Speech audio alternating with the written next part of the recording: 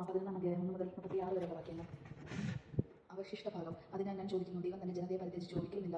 ഞാൻ തന്നെ അബ്രഹാമത്തിന്റെയും സന്തതിയെയും ബെഞ്ചമിൻ ഗോത്രജനവുമായ ഒരു ഇസ്രായേൽക്കാരനാണല്ലോ. ദൈവം മുൻകൂട്ടി അവന്റെ സ്വന്തം ജനത്തെ അവനെ പരിത്യജിച്ചിട്ടില്ല. ഇസ്രായേലിനെതിരായി ദൈവത്തോട് എപ്രകാരമാണ് ഏലിയ വാദിക്കുന്നതെന്ന് അവനെപ്പറ്റി വിശുദ്ധ ഗ്രന്ഥം പറയുന്നത് നിങ്ങൾക്ക് അറിയാമല്ലോ. കർത്താവേ, അങ്ങയുടെ പ്രവാചകരെ അവർ വധിച്ചു, അങ്ങയുടെ ബലിപീഠങ്ങൾ അവർ തകർത്തു.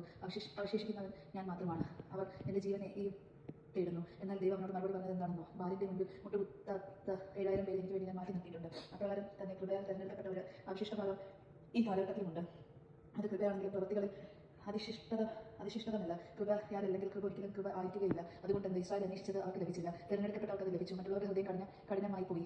ഇങ്ങനെ എഴുതപ്പെട്ടിരിക്കുന്നു, ദൈവം അവർക്ക് നിദ്രാലസമായ ആത്മാവും കാഴ്ചയില്ലാത്ത കണ്ണുകളും കേൾവിയില്ലാത്ത ചെവികളുമാണ് ഇന്നേവരെ നൽകിയത്. അതുപോലെ തന്നെ ദാവീദ് പറയുന്നു, അവരുടെ വിരുന്ന് അവർക്ക് കെണിയും കുരുക്കും ഇടർച്ചയും പ്രതികാരവുമായി തീരട്ടെ. അവരുടെ കണ്ണുകൾ കാഴ്ച നശിച്ച് ഇരുണ്ടു പോകട്ടെ. അവരുടെ നട്ടൽ എപ്പോഴും വളർന്നിരിക്കട്ടെ. വിജാതിയർ പ്രാപിച്ച രക്ഷ.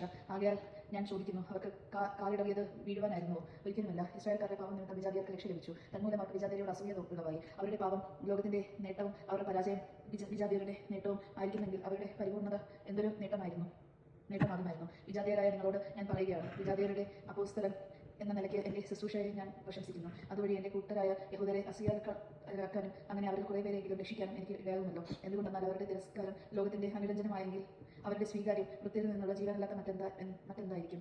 ധ്യാനമാവിൽ നിന്ന് ആദ്യ ഫലമായി സമർപ്പിക്കപ്പെട്ടത് പരിശുദ്ധമെങ്കിൽ അത് മുഴുവൻ പരിശുദ്ധമാണ്. വേര് പരിശുദ്ധമെങ്കിൽ ശാഖകളും അങ്ങനെ തന്നെ. ഒലിവുമരത്തിന്റെ ശാഖകളിൽ ചിലത് മുറിച്ചു കളഞ്ഞിട്ട് കാട്ടൊലിവിന്റെ മുളയായ നിന്നെ അവിടെ ഒട്ടിക്കുകയും വേരിൽ നിന്ന് വരുന്ന ജീവരസം നീ പങ്കുവറ്റുകയും ചെയ്യുന്നില്ലെങ്കിൽ നീ ആ ശാഖകളൊക്കെ വളരുകയെന്ന് അഭിമാനിക്കുന്നുവെങ്കിൽ നീ വേരിനെ താങ്ങുകയില്ല. വേര് നിന്നെ താങ്ങുകയാണെന്ന് ഓർത്തുകൊള്ളുക. എന്നെ ഒട്ടിച്ച് ചേർക്കേണ്ടതിനാണ് ശാഖകൾ മുട്ടിപ്പെട്ടതെന്ന് നീ പറഞ്ഞേക്കാം. അത് ശരി തന്നെ. അവരുടെ അവിശ്വാസം നിമിത്തം അവർ വിച്ഛേദിക്കപ്പെടുന്നു. എന്നാൽ നീ വിശ്വാസം വഴി ഉറച്ച് നിൽക്കുന്നു. ആകയാൽ അഹങ്കാരം വെടിഞ്ഞ് ഭയത്തോടെ വർത്തിക്കുക. എന്തെന്നാൽ സ്വാഭാവിക ശാഖകളും ദൈവം ദാക്ഷിണ്യം കാണിക്കാത്ത നിലയ്ക്ക് നിന്നോട് കാണിക്കുകയില്ല. അതുകൊണ്ട് ദൈവത്തിന്റെ കാരുണ്യവും കാഠിന്യവും നിന്റെ ശ്രദ്ധയിലിരിക്കട്ടെ. വീണവനോടും കാഠിന്യവും ദൈവത്തിന്റെ കൃപയിൽ നിലനിന്ന നിന്നോട് കാരുണ്യം കാണിക്കും. അല്ലെങ്കിൽ നീയും വെച്ച് നീക്കപ്പെടും. തങ്ങളുടെ അവിശ്വാസത്തിൽ തുടരാത്ത പക്ഷം അവരെ ഒട്ടിച്ച് ചേർക്കപ്പെടും.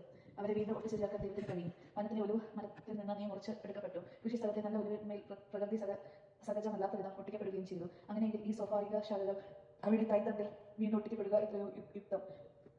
ഇസ്രായേലിന്റെ പുനരുദ്ധാരണം. സഹോദരരെ, ജ്ഞാനികളാണെന്ന് അഹങ്കരിക്കാതിരിക്കേണ്ടതിന് നിങ്ങൾ ഈ രഹസ്യം മനസ്സിലാക്കിയിരിക്കണം. ഇസ്രായേലിൽ കുറേ പേർക്ക് മാത്രമേ ഹൃദയകാഠിന്യം ഉണ്ടായിട്ടുള്ളൂ. അത് വിജാതിയർ പൂർണ്ണമായി സ്വീകരിക്കപ്പെടുന്നത് വരെ മാത്രം. അതിനുശേഷം ഇസ്രായേൽ മുഴുവൻ രക്ഷ പ്രാപിക്കും. എഴുതപ്പെട്ടിരിക്കുന്നതും അങ്ങനെ തന്നെ. സിയോനിൽ നിന്ന് വിമോചനം വരും. അവിടുന്ന് യാക്കോബിൽ നിന്ന് അധർമ്മം അകറ്റിക്കളയും. ഞാൻ അവരുടെ പാപങ്ങൾ ഉന്മൂലനം ചെയ്യുമ്പോൾ ഇത് അവരുമായുള്ള എന്റെ ഉടമ്പടി ആയിരിക്കും. സുവിശേഷം സംബന്ധിച്ച് നിങ്ങളെ പ്രതി അവർ ദൈവത്തിന്റെ ശത്രുക്കളാണ്. തെരഞ്ഞെടുപ്പ് സംബന്ധിച്ചാവട്ടെ അവരുടെ പൂർവികരെ പ്രതി അവർ സ്നേഹഭാജനങ്ങളാണ്. എന്നാൽ ദൈവത്തിന്റെ ദാനങ്ങളും വിളിയും പിൻവലിക്കപ്പെടാവുന്നതല്ല. ഒരിക്കൽ നിങ്ങൾ ദൈവത്തെ അനുസ്മരിക്കാത്തവരായിരുന്നു. എന്നാൽ അവരുടെ അനുസരണക്കേട് നിമിത്തം നിങ്ങൾക്ക് കൃപ ലഭിച്ചു. അതുപോലെ തന്നെ നിങ്ങൾ ലഭിച്ച കൃപ നിമിത്തം അവർക്ക് കൃപ ലഭിക്കേണ്ടെന്ന് ഇപ്പോൾ അവർ അനുസരണയില്ലാതായിരിക്കുന്നു. എന്നാൽ എല്ലാവരുടെയും കൃപ കാണിക്കാൻ വേണ്ടി ദൈവം എല്ലാവരെയും അനുസരണമില്ലാത്തവരാക്കി. ആ ദൈവത്തിന്റെ സമ്പത്തിന്റെയും ജ്ഞാനത്തിന്റെയും അറിവിന്റെ ആഴം. അവിടുത്തെ വിധികൾ എത്ര ദുർജ്ഞേയം, അവിടുത്തെ മാർഗങ്ങൾ എത്ര ദുർഗ്രഹം. എന്തെന്നാൽ ദൈവത്തിന്റെ മനസ്സ് അറിഞ്ഞതാര്? അവിടത്തേക്ക് ഉപവിഷ്ടനായതാര്? തിരിച്ചു കിട്ടാനായി അവിടത്തേക്ക് ദാനം കൊടുത്തവനാര്? എന്തെന്നാൽ എല്ലാം അവിടുന്ന് വഴി അവിടുന്നിലേക്ക് അവിടത്തേക്ക് എന്നേക്കും ഭാഗം ഉണ്ടായിരിക്കട്ടെ. ദൈവജനമാണ് നാം കേട്ടത്. നമുക്ക് ദൈവത്തെ സ്തുതിക്കാം. ക്രിസ്ത്യാനിക്ക്